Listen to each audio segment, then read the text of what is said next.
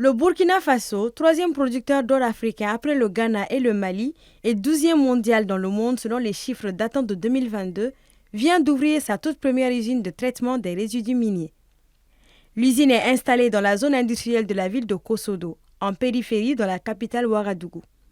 La mise en place de cette usine permettra au Burkina Faso de traiter sur place et d'avoir un contrôle total des résidus miniers qu'il exportait pour le traitement selon les responsables de l'usine.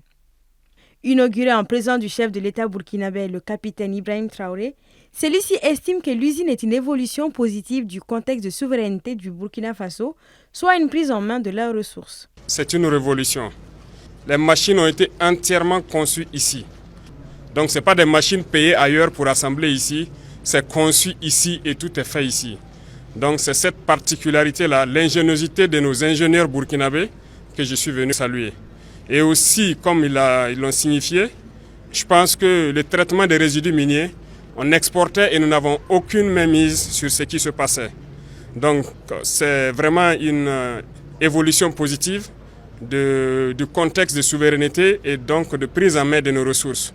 Et c'est inviter donc nos pays voisins d'Afrique de l'Ouest et d'Afrique centrale à maintenant migrer vers le Burkina Faso avec les résidus miniers parce que nous avons la technologie sur place pour le faire. Et encourager donc tous les ingénieurs qui ont la capacité d'inventer, que nous les croyons et que nous sommes prêts à les accompagner. Au Burkina Faso, la production aurifère contribue autour de 14% aux recettes de l'État burkinabé. Cette production a reculé de 13,7% en 2022 par rapport à 2021, passant de 66,8 à 57,6 tonnes. Dans le contexte de souveraineté, les autorités burkinabées avaient réquisitionné 200 kg d'or produits par une filiale du groupe canadien Ndaivo Mining pour nécessité publique. Pour le gouvernement, il s'agissait d'une décision dictée par un contexte exceptionnel.